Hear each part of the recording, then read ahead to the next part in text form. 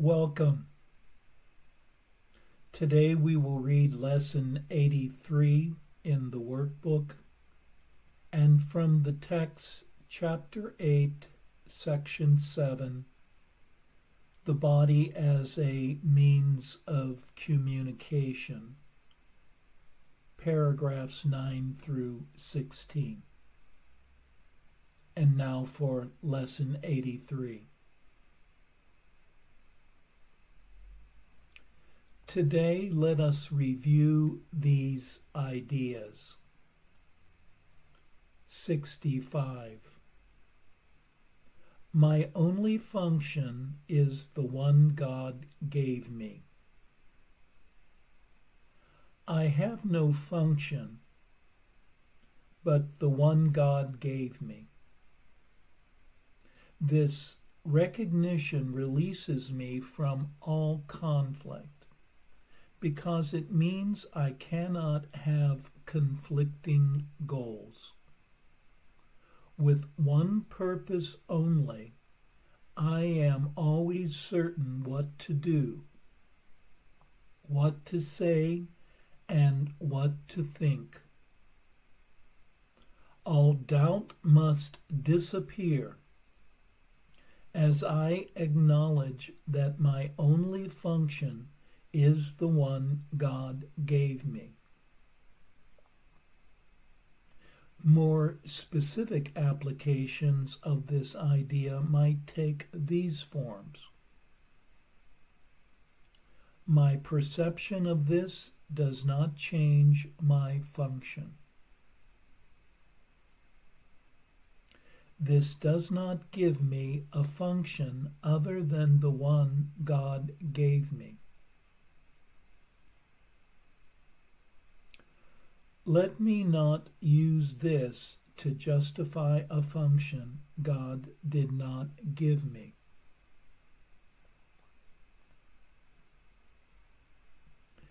"66.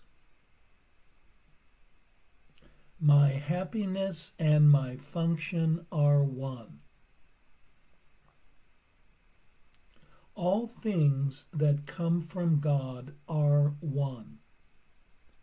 They come from oneness and must be received as one. Fulfilling my function is my happiness because both come from the same source. And I must learn to recognize what makes me happy if I would find happiness. Some useful forms for specific applications of this idea are: this cannot separate my happiness from my function. The oneness of my happiness and my function remains wholly unaffected by this. Nothing, including this, can justify the illusion of happiness apart from my function.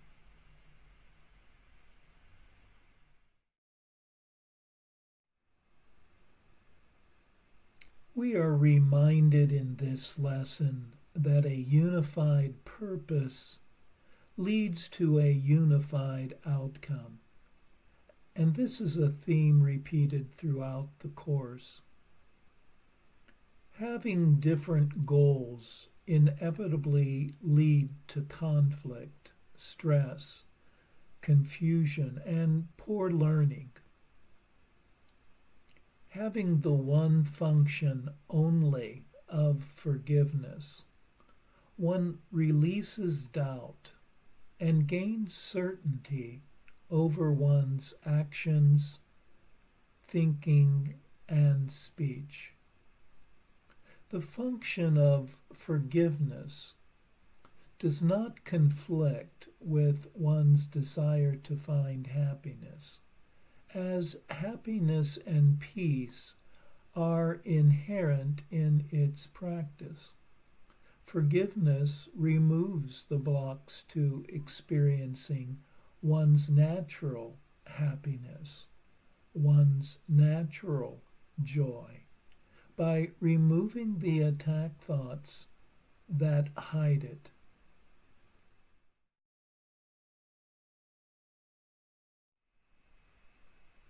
And now for our text reading for today from chapter 8, section 7, the body as a means of communication, paragraphs 9 through 16.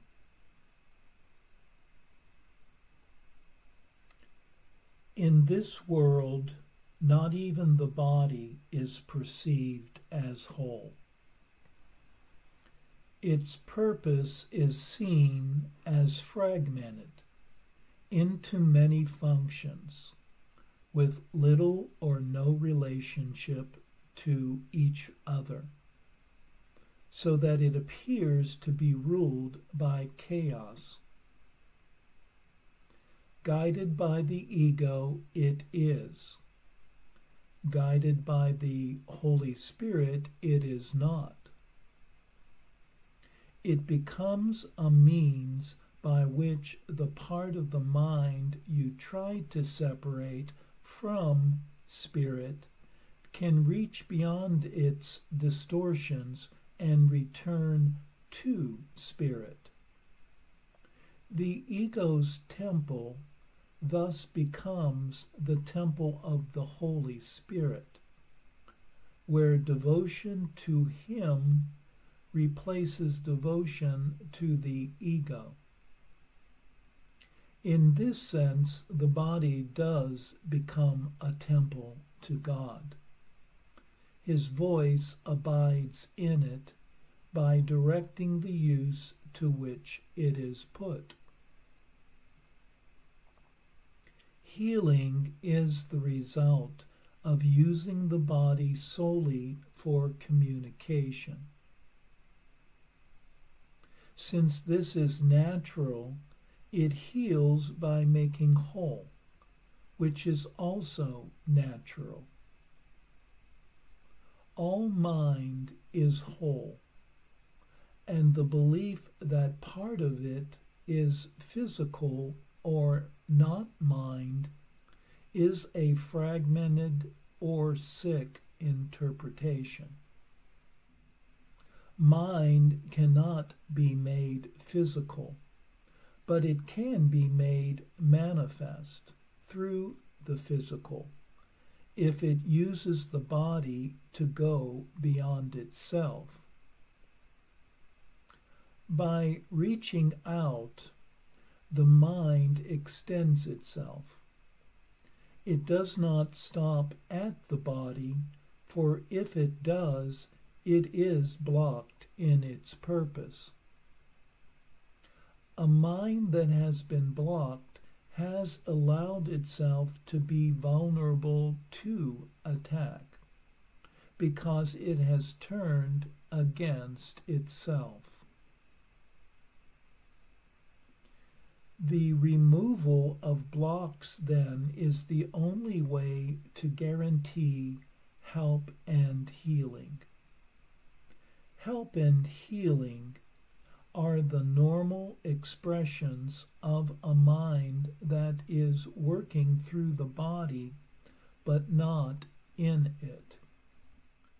If the mind believes the body is its goal, it will distort its perception of the body, and by blocking its own extension beyond it, will induce illness by fostering separation. Perceiving the body as a separate entity cannot but foster illness because it is not true. A medium of communication loses its usefulness if it is used for anything else. To use a medium of communication as a medium of attack is an obvious confusion in purpose. To communicate is to join, and to attack is to separate. How can you do both simultaneously with the same thing and not suffer? Perception of the body can be unified only by one purpose. This releases the mind from the temptation to see the body in many lights and gives it over entirely to the one light in which it can be really understood. To confuse a learning device with a curriculum goal is a fundamental confusion that blocks the understanding of both. Learning must lead beyond the body to the reestablishment of the power of the mind in it. This can be accomplished only if the mind extends to other minds and does not arrest itself in its extension.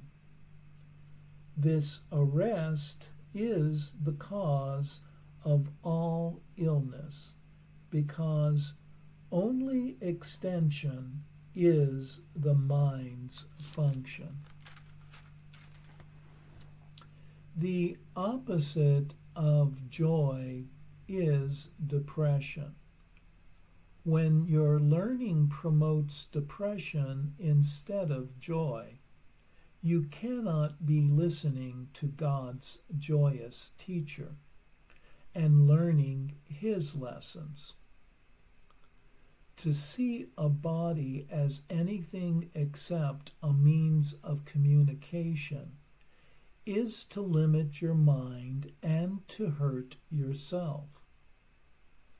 Health is therefore nothing more than united purpose. If the body is brought under the purpose of the mind, it becomes whole, because the mind's purpose is one. Attack can only be an assumed purpose of the body, because apart from the mind, the body has no purpose at all. You are not limited by the body, and thought cannot be made flesh. Yet mind can be manifested through the body if it goes beyond it and does not interpret it as limitation. Whenever you see another as limited to or by the body, you are imposing this limit on yourself. Are you willing to accept this when your whole purpose for learning should be to escape from limitations? To conceive of the body as a means of attack and to believe that joy could possibly result is a clear-cut indication of a poor learner. He has accepted a learning goal in obvious contradiction to the unified purpose of the curriculum, and one that is interfering with his ability to accept its purpose as his own. Joy is unified purpose, and unified purpose is only God's. When yours is unified, it is his. Believe you can interfere with his purpose, and you need salvation. You have condemned yourself, but condemnation is not of God. Therefore, it is not true. No more are any of its seeming results. When you see a brother as a body, you are condemning him because you have condemned yourself. Yet if all condemnation is unreal, and it must be unreal since it is a form of attack, then it can have no results. Do not allow yourself to suffer from imagined results of what is not true. Free your mind from the belief that this is possible. In its complete impossibility lies your only hope for release. But what other hope would you want? Freedom from illusions lies only in not believing them. There is no attack, but there is unlimited communication, and therefore unlimited power and wholeness. The power of wholeness is extension.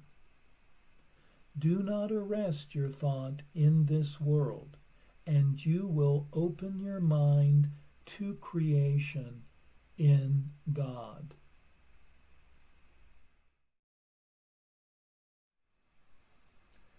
Giving the body one purpose, being a means of communication, allows for an unified perception of the body. Thus, the mind is released from the errors of seeing the body having numerous and conflicting goals, which only serve to promote further fragmentation, separation, and attack. Misperceiving a brother as a body only serves as an attack on both him and oneself, for it is impossible to portray a body as a means of attack and to expect happiness to result. Further, seeing another as limited to or by a body is really imposing limitations on oneself. Thus, by perceiving the body only as a means of communication, one releases any sense of limitation, aligns the body with the unified purpose of forgiveness and the goal of restoring happiness, while reinforcing the understanding of the power of the mind.